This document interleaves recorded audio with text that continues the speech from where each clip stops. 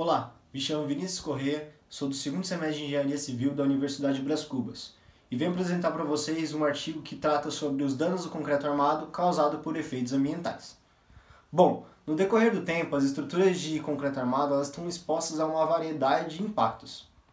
É uma combinação de exposições a efeitos agressivos, detalhes estruturais mal construídos, negligência nos problemas de durabilidade, erros de construção e a falta de manutenção podem levar a um dano severo do concreto armado.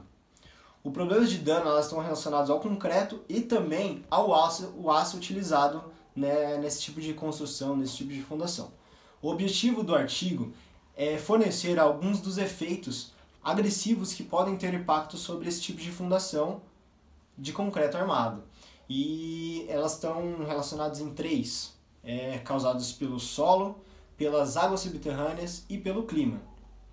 Vou começar citando sobre a degradação do concreto. Os danos ao concreto armado elas podem se originar no ambiente ou estar relacionado ao uso de sua estrutura. Elas podem ser classificadas em três grupos básicos: os efeitos físicos, os biológicos e os químicos. Iniciando pelos efeitos físicos, como uma forma drástica de exemplificar isso e citar, a gente pode considerar a degradação do concreto causada pelas baixas temperaturas, a ação das geadas. Ou seja, a água ela congela em baixa temperatura e expõe o concreto a pressões muito altas. Isso pode levar até 220 MPa o estado do concreto. Outra forma de degradação física é a variação de temperatura, que gera dilatações térmicas, levando ao surgimento de trincas. E outra, e não menos importante, é o excesso de carga, de capacidade de carga nesse tipo de estrutura, que gera também aparecimento de fissuras. Mas citando um pouco sobre as geadas, nós temos a degradação, mostrando nessa imagem aqui, degradação do concreto causada pela ação das geadas. Então, em contato com a água, em baixa temperatura, ela causa fissuras e degrada o concreto. Bom, falando um pouquinho também sobre a parte biológica, bem simples de se explicar. O concreto, ele já em estado de fissuras, de rachaduras, em contato com efeitos biológicos, que é vegetação, raízes de árvores, ela tende a se alargar. Essas fissuras elas se alargam em contato com esse tipo de vegetação, que é o que a gente pode ver na imagem 2 aqui. Degradação do concreto causada pelas raízes das árvores e vegetações. Então, nós temos fissuras que em contato com essa parte biológica, vegetações e árvores, essas fissuras tendem a se expandir e se alargar. E por fim, a gente vai citar aqui os efeitos químicos que causam a degradação do concreto. Um exemplo disso é a expansão agregada. É uma reação química conhecida como reação de silicato alcalino que gera produtos que são compostos expansivos, que agravam essas rachaduras e danificam a superfície do concreto, que é o que a gente pode ver aqui na imagem 3, degradação pela expansão agregada. Então é isso aqui que ocorre nessa parte química, né? Outro ponto importante é o desgaste causado pelo sal. Ela é predominante em áreas com considerável concentração de cloretos no solo, águas subterrâneas e atmosfera, o que ocorre principalmente nas áreas costeiras dos mares quentes, onde o sal ele é utilizado para descongelar esse tipo de mar.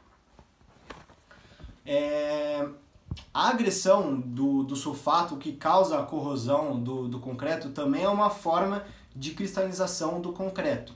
Ela compreende uma reação dos compostos do concreto com os íons de sulfato. Além de cálcio, as águas subterrâneas também contêm sulfatos de magnésio, sódio e potássio, que também podem reagir com os compostos de cimento Portland hidratado, como o hidróxido de cálcio e selito. Em contato com esses componentes de concreto, os íons de sulfato levam à criação de um composto altamente expansivo de estruturas cristalinas, que é uma causa básica para o surgimento de altas pressões que leva ao acontecimento de rachaduras e corrosão do concreto, como a gente pode ver aqui na imagem 4, degradação do concreto causada pela cristalização do sal. Bom, temos também um processo químico muito importante que causa a degradação do concreto, que é o chamado carbonatação. Isso está relacionado com a reação de hidróxido de cálcio com o dióxido de carbono do ar. Ocorre que o dióxido de carbono ele é dissolvido na água e cria ácidos carbônicos e, por sua vez, reage com o hidróxido de cálcio no concreto, formando o carbonato de cálcio. O carbonato de cálcio ele é criado dessa forma e tem um impacto no aumento da resistência mecânica e na redução da porosidade e permeabilidade do concreto. No entanto, se a estrutura for constantemente exposta a esse tipo de situação, o excesso de dióxido de carbono causará a diluição do carbonato de cálcio e assim ocorre a redução da resistência e o aumento da porosidade e permeabilidade do concreto. O processo de carbonatação, como a gente pode ver aqui na imagem, ele tem influência na decomposição de outras propriedades de rochas e cimento, exceto o hidróxido de cálcio, e leva à formação de hidratos de óxidos de silício, alumínio e ferro. No entanto, a consequência básica da carbonatação do concreto é o declínio da natureza alcalina do concreto, que é uma importante condição prévia para o início da corrosão das armaduras. Ponto importantíssimo que vou citar agora. Um pouquinho aqui da imagem da carbonatação.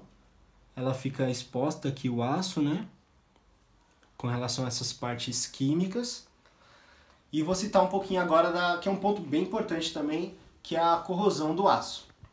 A causa mais importante da corrosão do aço no concreto é a contaminação de cloretos. O início da despassivação através da ação de cloreto depende da proporção de íons na água do poro em contato com o reforço, ou seja, em contato com o aço.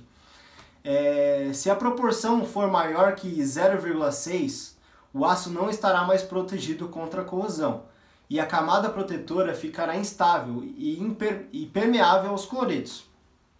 Os íons de cloro que penetram no aço, eles iniciam uma reação química que produz o cloreto de ferro, que em contato com a água se transforma em hidróxido de ferro, que é a famosa ferrugem, né? Bom, a corrosão ela é um processo eletroquímico complexo, em que o avanço do processo depende da permeabilidade, do potencial elétrico e da resistência elétrica do concreto. A corrosão do aço ocorre na presença de água e oxigênio, onde se forma o óxido de ferro, conhecido como ferrugem, né, como eu acabei de citar. Através do desenvolvimento de corrosão, manchas marrons se formam na superfície do concreto e as rachaduras aparecem, que são as características, né, as rachaduras características. Elas se formam ao longo da barra de aço, especialmente nos cantos dos elementos onde eles são expostos à penetração de matéria agressiva no concreto, como a gente pode ver aqui na imagem 6. A ferrugem ela se instala na bitola do aço e vai criando vertentes, até ela se expandir e sair para fora e começar a contaminar o concreto e essa ferrugem se expandir até que a ferragem ela fica aparente. Bom, eu posso concluir que a metodologia utilizada nessa revisão de leitura foi uma construção do texto a partir de artigos já publicados, onde chegam estes a um consenso que os danos sobre as fundações de concreto armado acontecem por causas químicas, biológicas e físicas, como já apresentei para vocês aqui. Bom, o dano do concreto armado utilizado na construção de fundações está diretamente relacionado à exposição do solo à umidade, como eu comentei que foi um dos primeiros tópicos aí. As propriedades dos componentes usados para projetar a mistura do concreto e, portanto, as propriedades do concreto endurecido afetam a durabilidade das fundações em tal ambiente e também com grande influência na corrosão das armaduras, como eu acabei de citar aqui. Como essas fundações são de difícil acesso após a construção, é necessário levar em consideração todos os possíveis impactos prejudiciais e ao reforço das fundações. Obrigado.